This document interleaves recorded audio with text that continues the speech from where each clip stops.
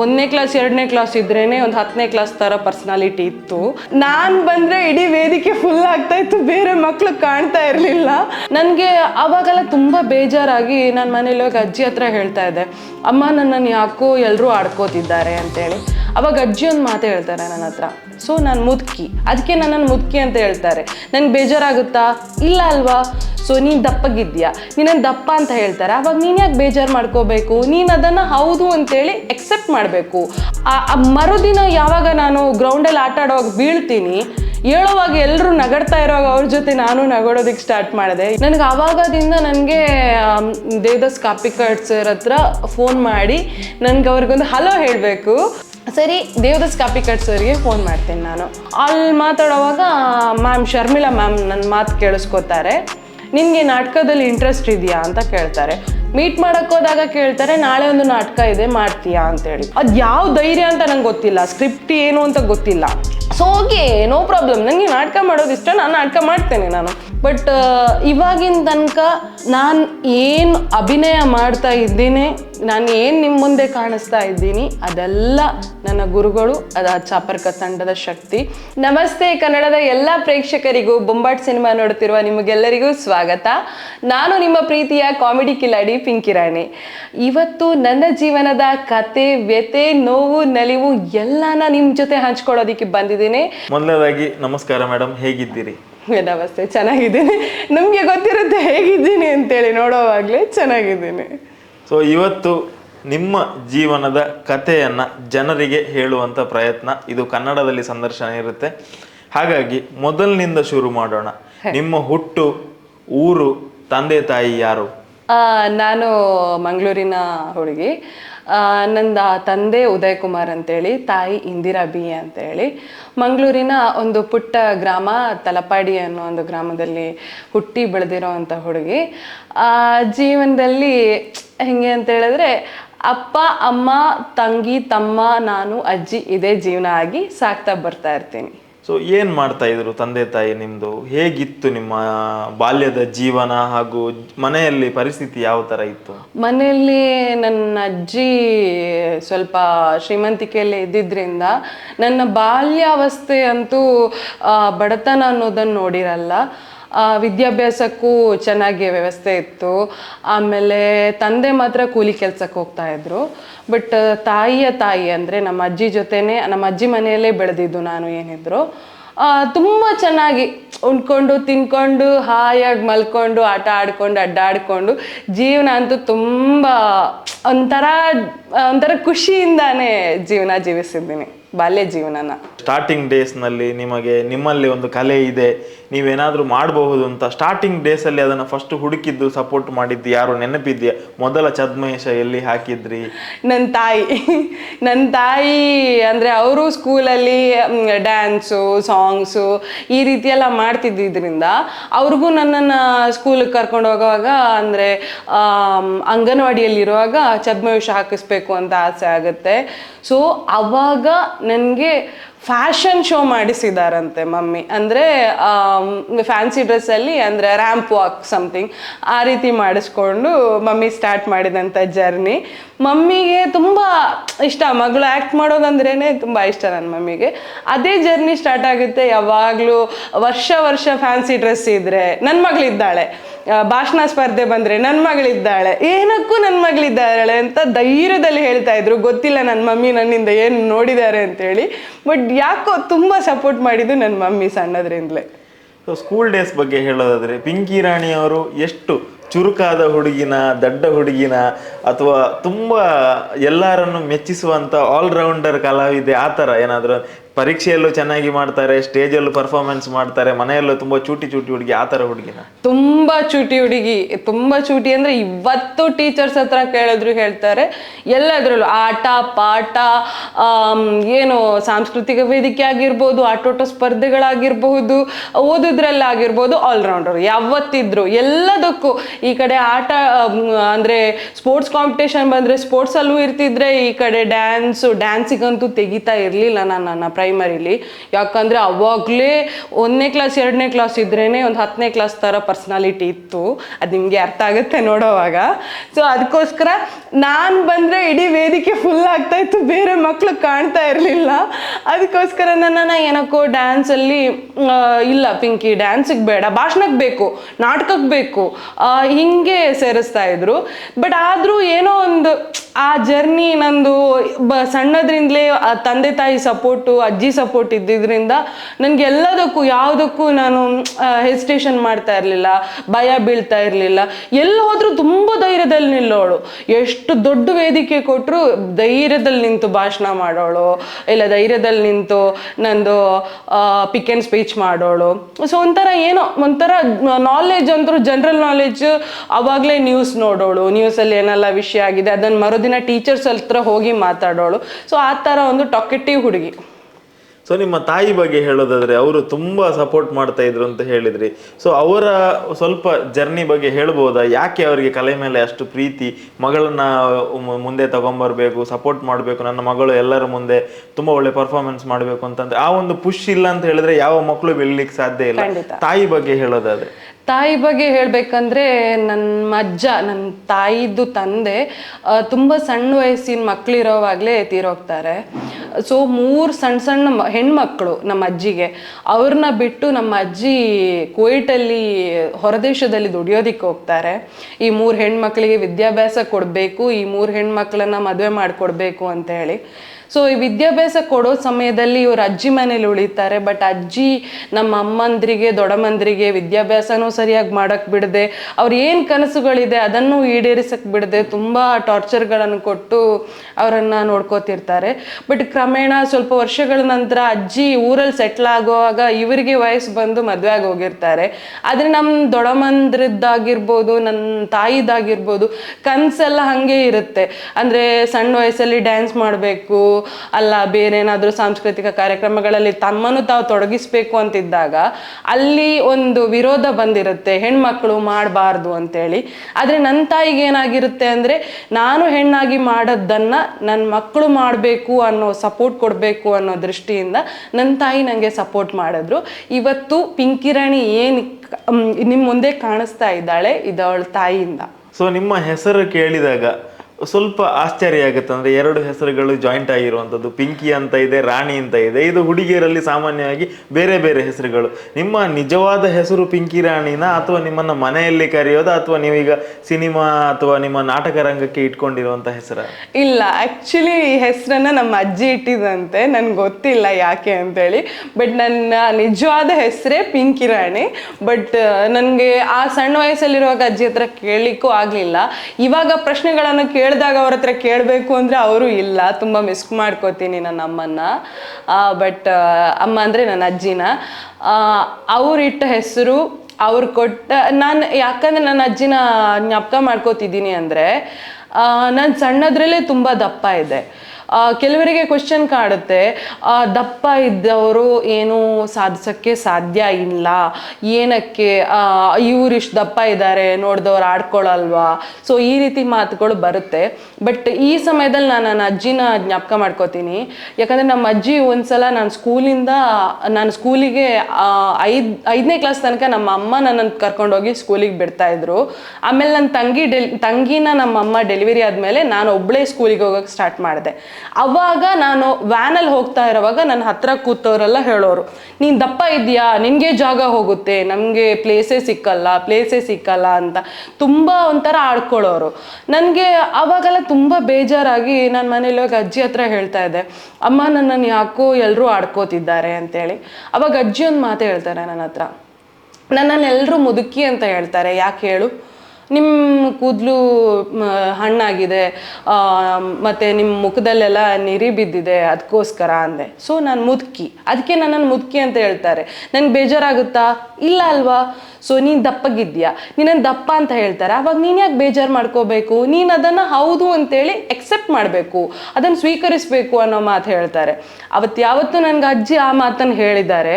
ಅದನ್ನು ಸ್ಪೋರ್ಟಿವ್ ಆಗಿ ತಗೊಂಡು ಮರುದಿನ ಯಾವಾಗ ನಾನು ಗ್ರೌಂಡಲ್ಲಿ ಆಟ ಆಡುವಾಗ ಬೀಳ್ತೀನಿ, ಹೇಳುವಾಗ ಎಲ್ಲರೂ ನಗಡ್ತಾ ಇರೋವಾಗ ಅವ್ರ ಜೊತೆ ನಾನು ನಗೋಡೋದಕ್ಕೆ ಸ್ಟಾರ್ಟ್ ಮಾಡಿದೆ. ಇವತ್ತಿನ ತನಕ ಯಾರು ನನ್ನ ನೋಡಿ ನಕ್ಕರು ನನಗೂ ನಗು ಬರುತ್ತೆ ಅಲ್ಲದೆ ಅಳು ಇವತ್ತಿನ ತನಕ ಬರಲಿಲ್ಲ. ಇದಕ್ಕೆ ಸ್ಫೂರ್ತಿ ನನ್ನ ಅಜ್ಜಿ.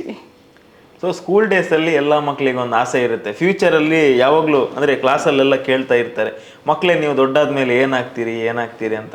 ಆವಾಗ ಏನು ಹೇಳಿದ್ರಿ ನೀವು? ಫ್ಯೂಚರಲ್ಲಿ ನಾನು ಡಾಕ್ಟರ್ ಆಗ್ತೇನೆ, ಇಂಜಿನಿಯರ್ ಆಗ್ತೇನೆ ಅಂತ ಸಾಮಾನ್ಯವಾದ ಒಂದು ವರ್ಡ್ ಇರುತ್ತೆ, ಅಂದರೆ ಎಲ್ಲರೂ ಹೇಳ್ತಾರೆ, ನಾವು ಅದನ್ನೇ ಹೇಳೋಣ ಅಂತ. ನೀವು ಏನು ಹೇಳಿದ್ರಿ?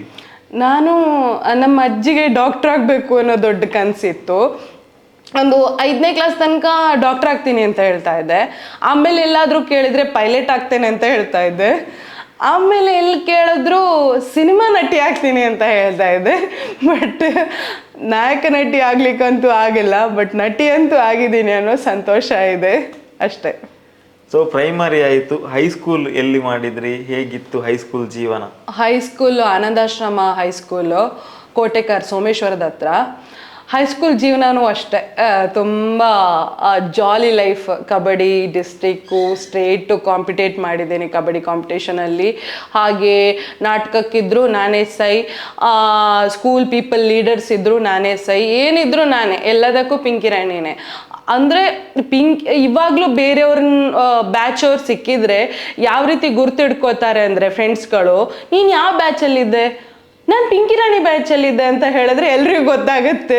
ಸೊ ಆ ಪಿಂಕಿ ರಾಣಿ ಅನ್ನೋ ಹೆಸರು ಎಲ್ರಿಗೂ, ಅಂದರೆ ಇವಾಗ ನಟಿಯಾಗಿದ್ದೇನೆ ಅಂತ ಹೇಳಿ ಅಲ್ಲ, ಮೊದಲಿಂದಲೂ ತುಂಬ ಸ್ಕೂಲಿಂದಾನೇ ಅದೊಂಥರ ಫೇಮಸ್, ಅದನ್ನು ಒಂದು ಬ್ರ್ಯಾಂಡೇ ಪಿಂಕಿ ರಾಣಿ ಅಂದರೆ.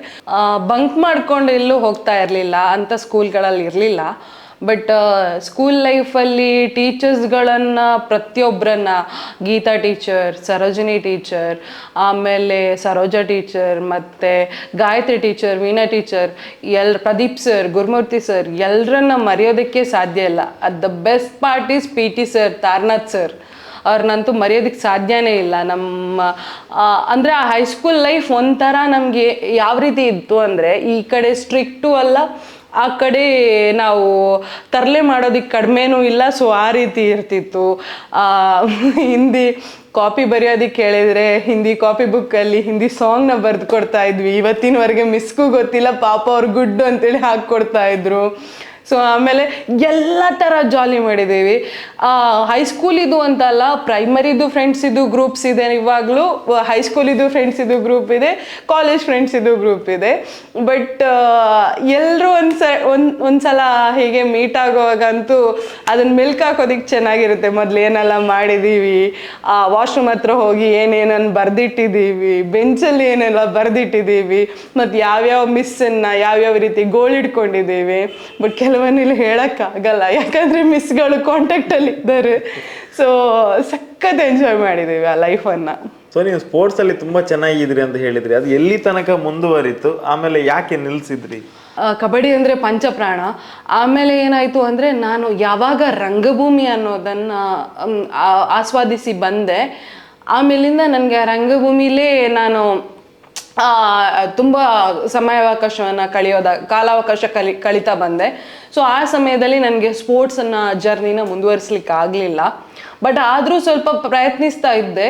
ಬಟ್ ಅದನ್ನು ಯಾಕಂದರೆ ನೈಟ್ ಡ್ರಾಮಾ ಮಾಡಿ ಬಂದು ಬೆಳಿಗ್ಗೆ ಕ್ಲಾಸಿಗೆ ಹೋಗೋದು ಕಷ್ಟ, ಮತ್ತು ಸಂಜೆ ತಿರ್ಗಾ ಡ್ರಾಮಕ್ಕೆ ಹೋಗಬೇಕು, ನಾಟಕಕ್ಕೆ ಹೋಗಬೇಕು, ನಾಟಕ ಮಾಡಬೇಕು, ದೂರ ಜರ್ನಿ ಇರುತ್ತೆ. ಸೊ ಆ ಟೈಮಲ್ಲಿ ನನಗೆ ಸ್ಪೋರ್ಟ್ಸ್ ಇದ್ದು ಬ್ರೇಕ್ ಆಗುತ್ತೆ. ಸೊ ಪ್ರೌಢ ಶಿಕ್ಷಣ ಆದಮೇಲೆ ಮುಂದೆ PUC ಎಲ್ಲಿ ಮಾಡಿದ್ರಿ? PUC ರೊಸಾರಿಯೋ PU ಕಾಲೇಜಲ್ಲಿ ಮಾಡ್ತೇನೆ. ರೊಸಾರಿಯೋ PU ಕಾಲೇಜ್ ಕೂಡ ಹಾಗೆ, ಅದು ನಾವು ಕನ್ನಡ ಮೀಡಿಯಮಲ್ಲಿ ಕಲಿತು ಹೋಗಿರೋವಂಥ ಮಕ್ಕಳು. PUCಗೆ ಹೋದ ತಕ್ಷಣ ಒಂದು ತುಂಬ ದೊಡ್ಡ ಭಯ ಇರುತ್ತೆ. ಹೋದ ತಕ್ಷಣ ಎಲ್ಲರೂ ಬರೋದೆಲ್ಲ ಇಂಗ್ಲೀಷ್ ಮೀಡಿಯಮಿಂದ ಕಲ್ತಿರೋ ಅಂಥ ಮಕ್ಕಳು. ಎಲ್ಲರೂ ಟಸು ಪುಸು ಅಂತ ಇಂಗ್ಲೀಷ್ ಮಾತಾಡೋವಾಗ ಅಯ್ಯೋ ಕನ್ನಡ ಮೀಡಿಯಮಿಂದ ಹೋಗಿರ್ತೀವಿ, ಯಾವ ರೀತಿ ಮಾತಾಡ್ತೀವಿ ಅಂತೇಳಿ. ಆವಾಗ ನಮಗೆ ಪ್ರಿನ್ಸಿಪಲ್ ಇದ್ದಿದ್ದು ಆಲ್ವಿನ್ ಸೆರಾವು ಅಂತೇಳಿ ಸರ್. ಸೊ ಅವರು ಫಾದರ್, ಆ್ಯಕ್ಚುಲಿ ಅವರು ಆವಾಗ ಬಂದು ಹೇಳ್ತಾರೆ ನಮಗೆ ಒಂದು ಮಾತು, ನಿಮ್ಗೆ ಏನು ಕನ್ನಡದಲ್ಲಿ ಮಾತಾಡೋದಕ್ಕೆ ಬರುತ್ತೆ ಅದನ್ನು ಹಾಗೆ ಇಂಗ್ಲೀಷಲ್ಲಿ ಮಾತಾಡಿ ಅಂತೇಳಿ. ಸೊ ಅದೇ ಜರ್ನಿ ಸ್ಟಾರ್ಟ್ ಆಗಿ ನಾವು ನಂಬೋದಿಕ್ಕೂ ಸಾಧ್ಯ ಇಲ್ಲ, ಒಂದು 3 ತಿಂಗಳಲ್ಲಿ ಆರಾಮಾಗಿ ಇಂಗ್ಲೀಷ್ ಮೀಡಿಯಮಲ್ಲಿ ಬಂದವರಿಗಿಂತ ಚೆನ್ನಾಗಿ ಇಂಗ್ಲೀಷ್ ಮಾತಾಡೋದಕ್ಕೆ ಸ್ಟಾರ್ಟ್ ಮಾಡ್ತೀವಿ. ಆಮೇಲೆ ಯಾವುದೇ ಭಯ ಇಲ್ಲದೆ ಮತ್ತೆ ಆ ಇಂಗ್ಲೀಷ್ ಮೀಡಿಯಮಿಂದ ಬಂದವರೇ 3 ತಿಂಗಳು ಕಳೆದ ಮೇಲೆ ಕನ್ನಡದಲ್ಲೇ ಮಾತಾಡಲಿಕ್ಕೆ ಸ್ಟಾರ್ಟ್ ಮಾಡ್ತಾರೆ ನಮ್ಮ ಜೊತೆ. ಸೊ ಆ ಒಂದು ಲೈಫ್ ಸ್ಟೈಲ್ ಹಾಗೆ. ಹೈಸ್ಕೂಲಿಂದ PUಗೆ ಬರುವಾಗ ಇದ್ದ ಭಯ ಹೋಗಿ ಒಂದು 3 ತಿಂಗಳಲ್ಲಿ ಫುಲ್ ಜೋಶಲ್ಲಿ ಆ PUCನೂ ಹಾಗೆ ಕಳೀತೀವಿ.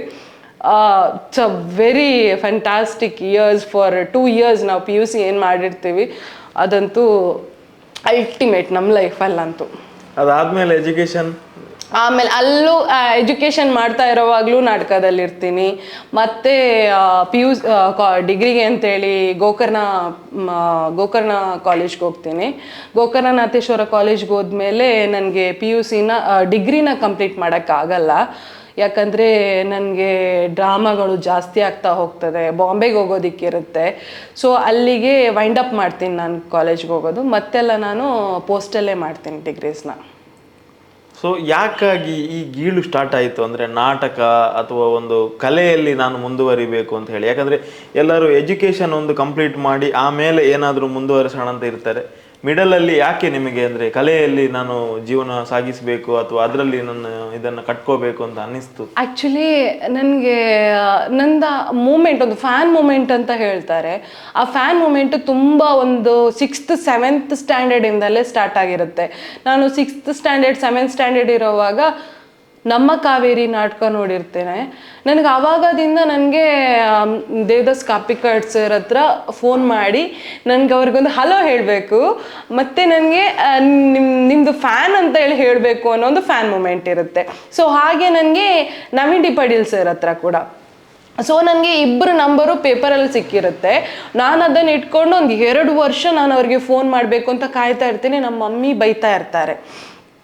ಸೊ ಒಂದ್ಸಲ ಏನಾಗುತ್ತೆ ಅಂತ ಹೇಳಿದ್ರೆ, ನನ್ನ ದೊಡ್ಡಮ್ಮ ಬಂದಿರ್ತಾರೆ, ಫಸ್ಟ್ ಅವರು ಫೋನ್ ತೆಗ್ದಿರ್ತಾರೆ. 1100 ಯಾವುದೋ ಒಂದು ನೋಕಿಯೋ ಫೋನ್ ಬಂದಿರುತ್ತೆ, ತೆಗ್ದಿರ್ತಾರೆ.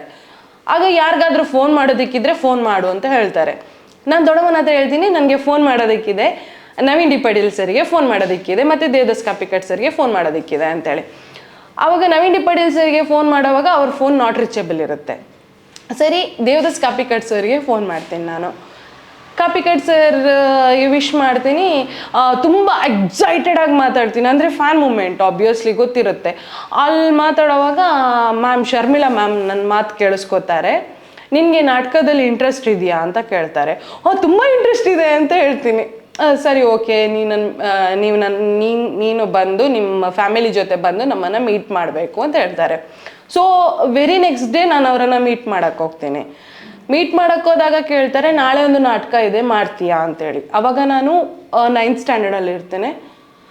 ಆ ಮೂಮೆಂಟಲ್ಲಿ ನನಗೆ ಇಲ್ಲ ಮಗ ಹೇಳ್ತಾರೆ, ಇಲ್ಲ ಮಗ ನೋಡು, ನಿದ್ದೆ ಇರಲ್ಲ, ತುಂಬ ನಿದ್ದೆಗೆಡಬೇಕಾಗುತ್ತೆ, ಮತ್ತು ನಾಟಕ ಅಂದರೆ ಅಷ್ಟು ಈಸಿ ಅಲ್ಲ ಅಂತ ಹೇಳ್ತಾರೆ.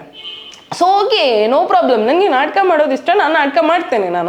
ನನ್ನ ದೊಡ್ಡಮ್ಮ ತುಂಬ ಹೇಳ್ತಾ ಇದ್ದಾರೆ, ಸರ್ ಹೇಳ್ತಾ ಇದ್ದಾರೆ, ಮ್ಯಾಮ್ ಹೇಳ್ತಾ ಇದ್ದಾರೆ, ಬಟ್ ನನಗೆ ಪರ್ಟಿಕ್ಯುಲರ್ಲಿ ಮೈಂಡಲ್ಲಿರೋದು ನಾನು ನಾಟಕ ಮಾಡ್ತೇನೆ ಅಷ್ಟೇ.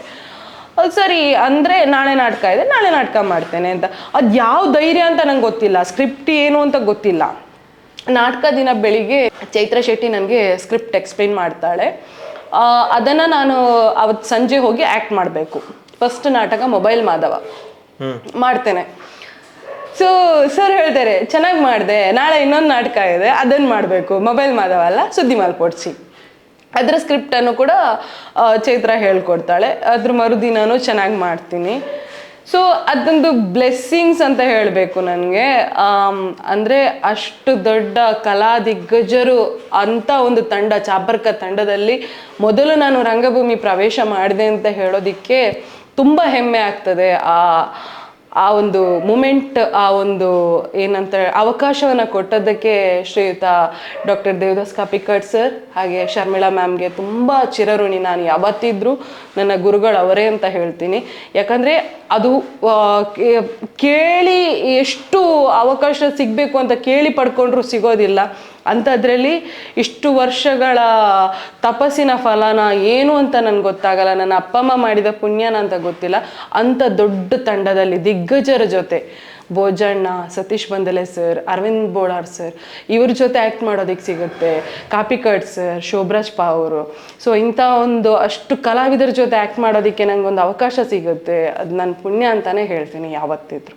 ಸೊ ಎಲ್ಲ ಕಲಾವಿದರಿಗೆ ಮೊದಲ ದಿನ, ಮೊದಲ ಮೇಕಪ್ ಹಚ್ಚಿದ ದಿನ, ಯಾಕಂತ ಹೇಳಿದ್ರೆ ಆವಾಗಲೇ ನೀವು ಹೇಳಿದ್ರಿ, ಅಂದರೆ ಕಲಾವಿದರನ್ನ ನೋಡಿ ಫ್ಯಾನ್ ಮೂಮೆಂಟ್ ನಿಮ್ಮಲ್ಲಿತ್ತು, ಅವರನ್ನು ನೋಡಬೇಕು, ಒಂದ್ಸಲ ಮಾತಾಡಿಸ್ಬೇಕು ಅಂತ ಹೇಳಿ ಅದೇ ತಂಡಕ್ಕೆ ಸೇರ್ತೀರಿ, ಅದೇ ಟೀಮಲ್ಲಿ ಒಬ್ಬರಾಗಿರ್ತೀರಿ. ಮೊದಲ ದಿನ ಮೇಕಪ್ ಹಚ್ಚಿದ ನೆನಪು ಅದು ಯಾವಾಗಲೂ ಮರೀಲಿಕ್ಕೆ ಒಬ್ಬರು ಕಲಾವಿದರು ಸಾಧ್ಯ ಇಲ್ಲ. ಆ ದಿನ ನೆನಪಿಸಿಕೊಳ್ಳಬಹುದು. ಅಂದರೆ ಗ್ರೀನ್ ರೂಮ್ನಲ್ಲಿ ನಿಮಗೆ ಯಾವ ಥರ ಆಗಿತ್ತು? ನಿಮಗೆ ಇಷ್ಟವಾದಂಥ ಎಲ್ಲ ಕಲಾವಿದರು ಒಂದೇ ಜಾಗದಲ್ಲಿದ್ದಾರೆ, ನಿಮ್ಮ ಖುಷಿಗೆ ಪಾರವೇ ಇರಲಿಕ್ಕಿಲ್ಲ. ಆ್ಯಕ್ಚುಲಿ ಹೇಳ್ಬೇಕಂದ್ರೆ ಅವತ್ತು ಏನು ಮಾಡ್ತಾ ಇದ್ದೀನಿ, ಹೇಗಿದ್ದೀನಿ, ಊಟನೂ ಮಾಡಲಿಲ್ಲ. ಅದು ಸತ್ಯ ಹೇಳ್ಬೇಕಂದ್ರೆ ಊಟನೂ ಮಾಡಲಿಲ್ಲ. ಆ್ಯಕ್ಚುಲಿ ನಾನು ನಾಟಕ ಮಾಡ್ತಿದ್ದೀನಿ, ಅದು ಇಷ್ಟು ದೊಡ್ಡ ದೊಡ್ಡ ಕಲಾವಿದರ ನಡುವೆ ನಾನು ಆ್ಯಕ್ಟ್ ಮಾಡ್ತಾ ಇದ್ದೀನಿ. ನಾನು ಸ್ಟೇಜಲ್ಲಿ ಇವರನ್ನು ನೋಡಿದ್ದೀನಿ, ಇವಾಗ ಇವ್ರ ಜೊತೆ ನಾನು ಸ್ಟೇಜಲ್ಲಿ ಇರ್ತೀನಿ. ಅದು ಕ್ರಿಯೇಷನ್ ಅಂದರೆ ಈ ರೀತಿಯೆಲ್ಲ ಕ್ರಿಯೇಟ್ ಆಗುತ್ತಾ ಮೂಮೆಂಟ್ಸು ಅಂತೇಳಿ ಹ್ಯಾಪಿ ಮೂಮೆಂಟ್ಸಲ್ಲಿದ್ದೆ. ಸೊ ಆ ಟೈಮಲ್ಲಿ ಭಯನೂ ಇತ್ತು, ಡೈಲಾಗ್ ಯಾವ ರೀತಿ ಕೊಡಬೇಕು, ಸ್ಟೇಜಲ್ಲಿ ಹೇಗಿರುತ್ತೆ ಏನು ಅಂತೇಳಿ. ಆವಾಗ ನನಗೆ ತುಂಬ ಧೈರ್ಯ ತುಂಬಿದವರು ಕಾಪಿಕಾಟ್ ಸರ್, ಹಾಗೆ ತಂಡದ ಪ್ರತಿಯೊಂದು ಭೋಜಣ್ಣ ಆಗಿರ್ಬೋದು, ಸತೀಶಣ್ಣ ಆಗಿರ್ಬೋದು, ಅರವಿಂದ್ ಸರ್ ಆಗಿರ್ಬೋದು, ಮತ್ತು ಚೈತ್ರ ಆಗಿರ್ಬೋದು, ಸುಜಾತಕ್ಕ ಆಗಿರ್ಬೋದು. ತುಂಬ ಒಂಥರ ಏನೂ ಆಗಲ್ಲ, ನಾವೆಲ್ಲ ಇದ್ದೀವಿ, ಭಯ ಪಡಬೇಡ, ನಿನ್ನ ಡೈಲಾಗನ್ನು ಕಾಮನ್ ಆಗಿ ಯಾವ ರೀತಿ ನಾವು ನ್ಯಾಚುರಲ್ ಆಗಿ ಮಾತಾಡ್ತೀವಿ ಅದೇ ರೀತಿ ಕೊಡು ಅಷ್ಟೇ, ಟೆನ್ಷನ್ ಆಗಬೇಡ, ನಾವಿದ್ದೀವಿ, ನಾವು ಹೆಲ್ಪ್ ಮಾಡ್ತೀವಿ ಅಂತೇಳಿ ಹೇಳ್ಕೊಂಡು ಹೋದರು, ಸಾಥ್ ಕೊಡ್ಕೊಂಡು. ಅದಂದರೆ ಅವ್ರು ಕಲಿಸಿದ ಆ ಒಂದು ಏನು ಆ ಒಂದು ಅವತ್ತಿನ ದಿನ ಅವ್ರು ನನಗೇನು ಕಲಿಸಿದ್ದಾರೆ ಕೆಲವೊಂದು ವಿಷಯಗಳು, ನಾವಿದ್ದೀವಿ, ನಾವು ನಿನ್ನ ಜೊತೆಯಲ್ಲಿ ಸಾಥ್ ಕೊಡ್ತೀವಿ ಅಂತೇಳಿ. ಇವಾಗ ನನ್ನ ಜೊತೆ ಬೇರೆ ಯಾರಾದರೂ ಹೊಸಬ್ರು ರಂಗಭೂಮಿಗೆ ಬಂದರು ಅಂದರೆ ನಾಟಕಕ್ಕೆ ಬಂದರೆ ನಾನು ಅವ್ರಿಗೆ ಅದೇ ಮಾತು ಹೇಳ್ತೀನಿ, ಇದು ನನಗೆ ನನ್ನ ಗುರುಗಳು, ನನ್ನ ಆ ಚಾಪರ್ಕ ತಂಡ ನನಗೆ ಕಲಿಸಿಕೊಟ್ಟ ವಿದ್ಯೆ. ನಾನು ಇವಾಗಲೂ ಯಾರು ಬಂದರೂ ಹೇಳ್ತೀನಿ, ನಾವಿದ್ದೇವೆ, ನಾವು ಸಾಥ್ ಕೊಡ್ತೀವಿ, ನಿನ್ನನ್ನೆಲ್ಲೂ ನಾವು ನಾಟಕ ಕೆಡ್ಸೋದಿಕ್ಕೆ ಬಿಡಲ್ಲ, ನಾವಿದ್ದೀವಿ, ನಮ್ಮ ಧೈರ್ಯ ಇಡು, ನಿನ್ನ ಡೈಲಾಗ್ ಏನಿದೆ ಅದನ್ನು ನ್ಯಾಚುರಲ್ ಆಗಿ ಕೊಡು ಅಂತೇಳಿ ನಾನು ಯಾರಿಗೆ ಬುದ್ಧಿ ಹೇಳಿರ್ತೀನಿ ಇವಾಗ, ಅದಕ್ಕೆ ಕಾರಣ ನನ್ನ ಗುರುಗಳು, ನನ್ನ ಗುರುಗಳ ಆ ಚಾಪರ್ಕ ತಂಡ ಅಷ್ಟೇ. ನಿಮಗೆ ಫಸ್ಟ್ ಡೇ ಫಸ್ಟ್ ಶೋ ನಾಟಕ ಎಲ್ಲಿ ನಡೆದಿತ್ತು ನೆನಪಿದೆಯಾ ನಿಮಗೆ? ಬಜ್ಪೆ ಪೊರ್ಕೋಡಿ ದೇವಸ್ಥಾನದಲ್ಲಿ, ಅದು ಫಸ್ಟ್ ನೆನಪಿದೆ. ಕ್ರೌಡಲ್ಲಿ ಕ್ರೌಡು ಹೆವಿ ಕ್ರೌಡ್ ಇತ್ತು. ಜಾತ್ರೆ ಪೊರ್ಕೋಡಿ ಜಾತ್ರೆ ಅದು ಆ್ಯಕ್ಚುಲಿ ಆವಾಗ ಏನೋ ಕ್ರೌಡ್ ಜಾಸ್ತಿ ಇತ್ತು. ಬಟ್ ಕ್ರೌಡನ್ನು ನೋಡಲಿಲ್ಲ ನಾನು ನಾಟಕ ಮಾಡ್ತಿದ್ದೀನಿ ಅಷ್ಟೇ. ನನಗೆ ಗೊತ್ತಲ್ಲ ಜನ ಬಂದಿದ್ದಾರಾ, ಅವ್ರನ್ನ ನಗ್ಸೋದಾ, ನನಗೆ ಅದೆಲ್ಲ ಗೊತ್ತಿಲ್ಲ. ಬಟ್ ನಾನು ನಾಟಕ ಮಾಡ್ತಿದ್ದೀನಿ, ನನ್ನ ದೇವರು, ನನ್ನ ಗುರುಗಳು ಟೀಮಲ್ಲಿ, ನನ್ನ ಗುರುಗಳು ಎದುರಲ್ಲಿದ್ದಾರೆ. ಫಸ್ಟ್ ಸೀನಲ್ಲಿ ನಾನು ಬರೋವಾಗಲೇ ಎಂಟರ್ ಆಗೋವಾಗಲೇ ಇರೋದು ನನಗೆ ದೇವದಾಸ್ ಮಾಸ್ಟ್ರು ಮತ್ತು ರಮ ಬಿಸಿರೋಡ್ ಮಾಸ್ಟ್ರು, ಇವರೇ ಸ್ಟೇಜಲ್ಲಿ ಇರ್ತಾರೆ. ನಾನು ಬರೋವಾಗ ನಾನು ಮತ್ತು ಚೈತ್ರ ಫಸ್ಟ್ ಎಂಟ್ರಿ. ನನ್ಗೆ ಅದನ್ನು ನೋಡಿ ನನಗೆ ನಗುನೂ ಬರ್ತಾ ಇದೆ ಅವರನ್ನ ಎದುರಲ್ಲಿ ನೋಡಿ. ನಿಜವಾಗ್ಲೂ ನನಗೆ ಅದು ಭಯ ಪಟ್ಕೊಂಡು ಬರೋ ಸೀನು. ಆ್ಯಕ್ಚುಲಿ ನಾನು ಅದು ತುಂಬ ಭಯ ಪಟ್ಕೊಂಡು ಬರಬೇಕು, ಬಟ್ ಆ ಸೀನಲ್ಲಿ ಅವರಲ್ಲಿ ನಿಂತಿರೋದು ನೋಡಿ ನಂಗೆ ನಗು ಬರ್ತಾ ಇದೆ. ಯಾಕೆಂದರೆ ನಾನು ಅವ್ರ ದೊಡ್ಡ ಫ್ಯಾನ್. ಅವ್ರು ಏನು ಮಾಡಿದ್ರು, ಅವ್ರು ಹಿಂಗೆ ಕೈ ಎತ್ತಿದ್ರು ನಂಗೆ ನಗು ಬರುತ್ತೆ, ಮಾಸ್ಟರ್ ಕೈ ಎತ್ತಿದ್ರು ನಗು ಬರುತ್ತೆ, ಮಾಸ್ಟರ್ ಕೂತ್ರು ನಗು ಬರುತ್ತೆ. ನನಗೆ ಅಲ್ಲಿ ನಗು ಬರ್ತಾ ಇದೆ. ಆವಾಗ ಅವ್ರು ಕಣ್ಣಲ್ಲಿ ಆ್ಯಕ್ಟ್ ಮಾಡಿ ಹೇಳ್ತಾ ಇದ್ದಾರೆ, ಭಯ ಪಡು. ಮತ್ತೆ ರಿಯಲೈಸ್ ಇತ್ತು, ನಾನು ಭಯ ಪಡಬೇಕಲ್ಲ, ಇವಾಗ ಭಯ ಪಡ್ಕೊಂಡು ಬಂದೆ ಅಷ್ಟೇ. ಸೊ ಚಾಪರ್ಕ ಜರ್ನಿಯ ಬಗ್ಗೆ ಹೇಳೋದಾದ್ರೆ ಓವರಾಲ್ ಆಗಿ ಅದೇ ಹೇಳಿದೆ, ಚಾಪರ್ಕ ತಂಡದಿಂದ ಬಂದ ಪ್ರತಿಯೊಬ್ಬ ಕಲಾವಿದ ಅದ್ಭುತ ಕಲಾವಿದರು ಎಲ್ಲರೂ. ಅದು ಯಾವ ರೀತಿ ಸೃಷ್ಟಿ ಆಗ್ತಾರೆ ಅಂತ ಗೊತ್ತಿಲ್ಲ. ಇವಾಗಲೂ ನಮ್ಮ ಮಾಸ್ಟರ್ ಸಿಕ್ಕಿದ್ರೆ ಸ್ಕ್ರಿಪ್ಟ್ ಅಂತೂ ಕೈಯಲ್ಲಿ ಇಡಲ್ಲ, ಯಾರು ಕಲಾವಿದರು ಬಂದರು. ಇವಾಗಲೂ ಕೆಲವೊಂದು ಸಿನಿಮಾಗಳು ರಾಹುಲ್ಯರ್ಗೆ ಮಾಡಿದೆ, ಆಮೇಲೆ ಪುರುಷೋತ್ತಮನ ಪ್ರಸಂಗ ಮಾಡಿದೆ. ಇದೆಲ್ಲ ಬಂದಾಗ ಮಾಸ್ಟ್ರು ನಮಗಂತೂ ಚಾಪರ್ಕ ತಂಡದ ಕಲಾವಿದರಾಗಿ ಹೊರಗೆ ಬಂದಿರೋರಿಗೆ ಯಾರಿಗೂ ಸ್ಕ್ರಿಪ್ಟು ಅಂತ ಕೈಯಲ್ಲಿ ಕೊಡಲ್ಲ ಮಾಸ್ಟ್ರು. ಸೀಕ್ವೆನ್ಸ್ ಇಷ್ಟು ಹೇಳ್ತಾರೆ ಮಾಸ್ಟ್ರು, ಹೀಗೆ ಸೀಕ್ವೆನ್ಸು ಇಷ್ಟಿಷ್ಟು, ನೀವು ಬರ್ತಾನೆ, ಈ ಕಡೆಯಿಂದ ಬರ್ತಾನೆ, ಈ ರೀತಿ ನಿಮ್ಮದು ಕಾನ್ವರ್ಸೇಷನ್ ಇರಬೇಕು, ಹಿಂಗೆ. ಸೊ ಅಲ್ಲಿ ಹೇಳಿದ್ರೆ ನಾವು ಆ್ಯಕ್ಟ್ ಮಾಡ್ತೀವಿ. ಅದು ಯಾವ ರೀತಿ ಬಾಂಡಿಂಗು ನಮಗೆ ಮತ್ತು ಮಾಸ್ಟ್ರಿಗೆ ಅಂತ ಗೊತ್ತಿಲ್ಲ ನಮಗೆ. ಬಟ್ ಮಾಸ್ಟ್ರು ಏನು ಹೇಳಿದ್ರು ನಾವು ಅದನ್ನು ಅಷ್ಟೇ, ನಮ್ಮ ಮಾಸ್ಟ್ರು ಹೇಳಿದ್ದನ್ನು ಅಷ್ಟು ನಾವು ಶ್ರದ್ಧೆ ಭಕ್ತಿಯಿಂದ ಮಾಡ್ತೀವಿ, ಅದಂತೂ ಹಿಟ್ ಆಗೇ ಆಗುತ್ತೆ. ಬಟ್ ಇವಾಗಿನ ತನಕ ನಾನು ಏನು ಅಭಿನಯ ಮಾಡ್ತಾ ಇದ್ದೀನಿ, ನಾನು ಏನು ನಿಮ್ಮ ಮುಂದೆ ಕಾಣಿಸ್ತಾ ಇದ್ದೀನಿ, ಅದೆಲ್ಲ ನನ್ನ ಗುರುಗಳು, ಅದು ಚಾಪರ್ಕ ತಂಡದ ಶಕ್ತಿ. ಪ್ರತಿಯೊಬ್ಬ ಕಲಾವಿದನು ಬಂದ ತಕ್ಷಣ, ಹೊಸೊಬ್ಬ ಕಲಾವಿದ ಬಂದ ತಕ್ಷಣ, ನಾವಿದ್ದೀವಿ, ನೀವು ಟೆನ್ಷನ್ ಮಾಡ್ಕೋಬೇಡಿ, ಆರಾಮಾಗಿ ಆ್ಯಕ್ಟ್ ಮಾಡಿ, ನಾವಿದ್ದೀವಿ ಅಂತೇಳಿ ಒಂದು ಬರುತ್ತಲ್ಲ ಮಾತು, ಆ ಮಾತೇ ನಮ್ಗೆ ಶಕ್ತಿ. ಆ ಶಕ್ತಿಯಿಂದನೇ ಇನ್ನೊಬ್ಬ ಕಲಾವಿದ ಸೃಷ್ಟಿಯಾಗೋದು. ಆ ರೀತಿ ಹುಟ್ಟಾಕಿದ ಗುರುಗಳೇ, ಆ ರೀತಿ ಕಲಾವಿದನನ್ನು ಹುಟ್ಟಾಕಿದ ಗುರುಗಳೇ ನಮ್ಮ ಗುರುಗಳು ದೇವದಾಸ್ ಕಾಪಿಕಾಡ್ ಸರ್.